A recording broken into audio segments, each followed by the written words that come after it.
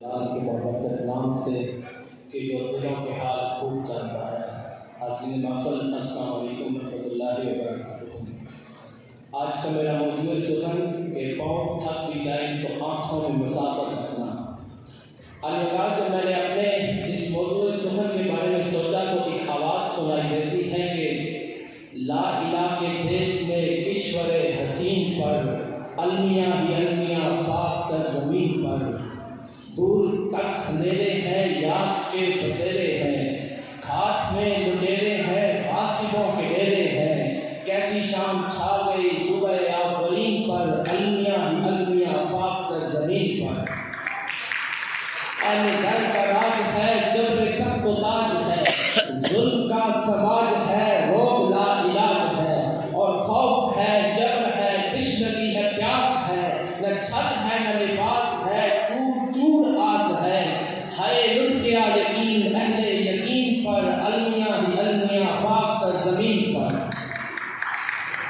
البکار یہ سبق کی ایسی داستان ہے جو مجھے میرے والدین سے وراثت میں ملی ہے۔ البکار یہ بات ہے جب میں چھوٹا سا بچہ ہوا کرتا تھا اور میری ماں مجھے خوشحال پاکستان کی کہانی سنایا کرتی تھی، اور یہ کہانی اتنی لطف اندوز ہوتی تھی کہ میں کہانی سنتے سنتے سو بھی جایا کرتا تھا۔ البکار میری ماں مجھے قائد اعظم میں برائے پاکستان کی کہانی سناتی جو لا الہ کے نام پہ وجود میں آیا، جہاں پہ سب کو مذہبی آزادی حاصل تھی اور ایک الگ رائے رکھنے کا حق حاصل تھا۔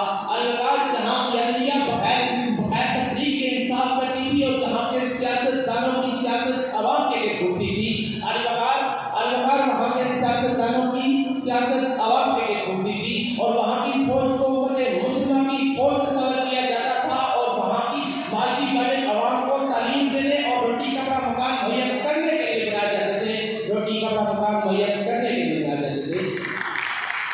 اور البکار ایک دن اچانک یوں ہوتا ہے کہ میری آنکھ کھل جاتی ہے اور میں نیند سے بیزار ہو جاتا ہوں اور میں ایک نوجوان ہو جاتا ہوں۔ البکار میں ایک نوجوان ہو جاتا ہوں، خدا کی قسم میرے پاؤں تھک جاتے ہیں، لیکن میں پھر بھی آنکھوں میں مسافت نہیں اس پوشیدہ نظام کو تبدیل کرنے کے خواب لیے رہتا ہوں، اور البکار انصاف کی تکبیر میں سجدے ڈھکا ہوتے دیکھتا ہوں، میں مولانا فاطمہ جناح پہ غداری کے مقدمے ہوتے دیکھتا ہوں، میں بے گناہ لوگوں کو دہشت گردی میں مرتے دیکھتا ہوں، میں لال مسجد کی طرف دیوار کو خون میں رکھتے ہوئے دیکھتا ہوں۔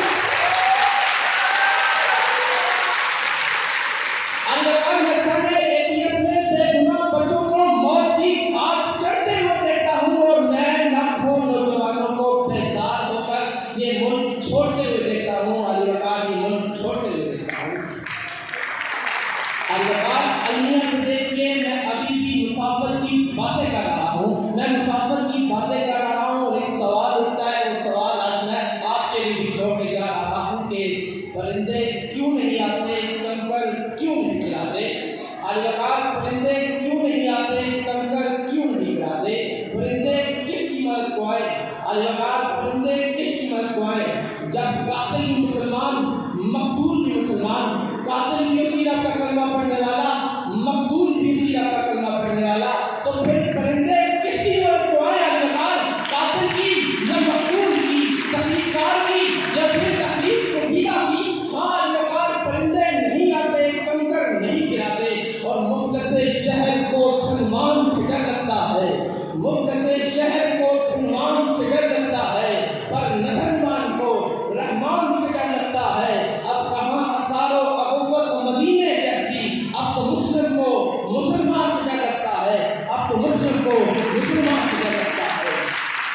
البکار المیاں کو دیکھیے، میں مسافت کی باتیں کر رہا ہوں، میں کیوں مسافت کی باتیں کر رہا ہوں؟ کیونکہ میرے اندر آج بھی فلسفہ اقبال زندہ ہے کہ بے واسطہ رہے شجر سے امیدیں بڑھا رکھ۔ البکار اس امید کے سہارے میں آج بھی دیکھ رہا ہوں کہ یہ ملک ترقی کی مناسب طے کرے گا۔ ہم نوجوان جس کو اقبال نے اپنا شرین کہا، وہ اس پاکستان کا مستقبل تبدیل کریں گے، اور قیامت کی شب تک پاکستان زندہ باد تھا، پاکستان زندہ باد ہے، اور پاکستان زندہ باد رہے گا۔